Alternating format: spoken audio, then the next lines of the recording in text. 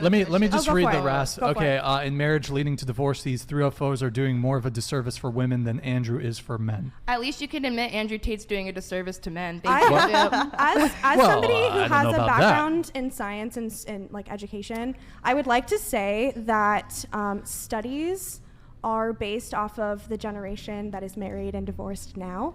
And not wait, us. which studies? The study that they're referring to, clearly.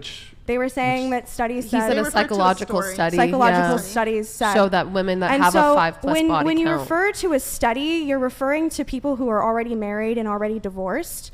I would say that they experienced a significantly different dating, relationship, pool, sex, everything. I would say that their whole experience with sex, dating, and relationships is... totally generationally. Just to clarify one thing. So you're saying that the psychological experiments and studies that they've done, because it's an older age cohort. I'm saying that the generation is different. Hold on, let me just finish. It doesn't apply? No, I'm not saying it doesn't apply. I'm just saying that the generation is different. And so to compare it exactly is just not correct. Well, I mean, what I would gather, though, from it is that it's suggesting that a high body count leads to an inability to pair bond, and it's higher likelihood of divorce and reporting relationship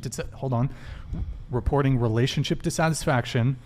I would say that if you're saying, oh, that only applies to older women, these younger women who are sleeping with 400 men That's not what I'm saying. are much more capable of commitment. No. I would actually say that this younger generation of women is the least capable of commitment, but go ahead. Well, so that's what I'm saying. I'm saying that like our generation is just so different. I'm not saying like women of, the generation that was studied had, more or less, or I don't know the amount of sex that they had, but what I'm saying anecdotally is that you cannot compare a generation. Did you just say Aunt Dick? Anecdotally.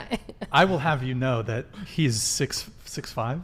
6'4". There's no way he's got one of those. Okay. That would be a real bummer. How dare you? How dare you? That was a reach of a joke, but I'll give it to you. Yeah, hold on, let me. Yeah, you need a little knee slapper. Yep. Okay. All right. Air horns. I think what I'm saying really is that like the marriage and divorce rates of a generation that's already married and divorced, there's a lot of other outside factors that indicate relationships. Like, I mean, if you look at marriage and divorce rates, they're already 50%, right? Mm-hmm. But also if you think about the way, and I actually wanted to talk about this earlier and I didn't really get to, but I think the reason that women are out having with a bunch of dudes and out getting married later and staying single longer, and also, by the way, men, the demographic of 18 to 25 are having like the least amount of sex.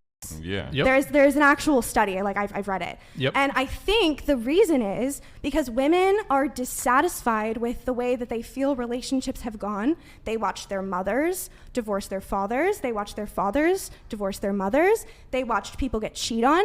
I know so many people who come from broken marriages that do not trust the marriage system because it had failed them. You can shake your head, but I'm just saying, like, from what our generation witnessed with the marriage and divorce rates, regardless of what women were doing, by the way, they were getting married a lot earlier, so their body count was different. And the societal expectations were significantly different for women too. And so I'm just saying that the people who were studied in that study is not the same from us. That's the only thing. I'm not saying that that it may not be the same. I'm just saying that anecdotally, you can't compare them. I also think we need to think about correlation is not causation. Correct. That's like the number one thing that we talk about in science a lot is correlation does not equal causation. There are correlations of things. So that might be that psychology study that he referenced. There could have been a correlation that these women Devon who have... Jackson super chatted $50. It's worse now. You all convince yourselves you even don't want men or children at all now, so obviously the more bodies you have, the more likely couples are to break up. Okay. I don't want kids.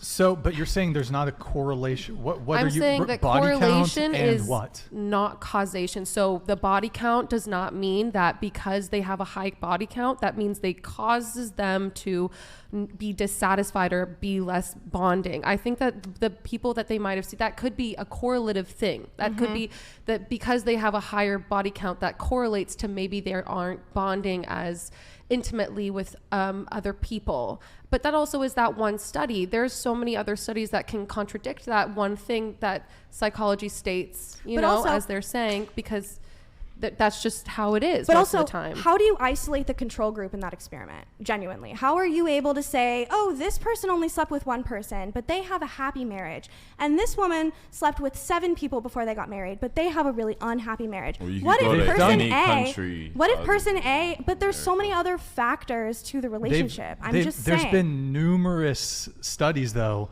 on premarital sexual partners having a negative impact on marriage. I'm aware of There's that. a greater likelihood of infidelity. There's a greater likelihood of reporting relationship and marriage dissatisfaction, and there's a higher incidence of divorce. Zenshin super chatted $50. The most recent study states that 45% plus of women are going to be single and childless by 2030. Let's go for it. So much Let's so make that it more. JP Chase has made financial moves to profit off the woman. How's that for recent? Being in medicine, I'm sure Can we finish? I want to read that. Yeah. Being in medicine, I'm sure I've read more studies than you. Bitch, I'm in medicine. I literally work in medicine. I study science and I work in medicine. I'll have you know that Zentience is a brain surgeon. FYI.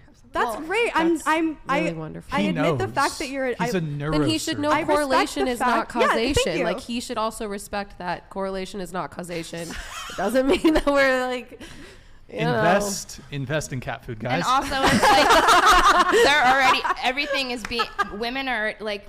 For years, everything has been a financial gain from women. Like you exploit women. It's just constantly. There's always something with women. Like fans, we've taken it into our own hands and wanted to do it ourselves because we've got tired of men doing it for us. And even that platform is sketchy in itself. How are men exploiting women?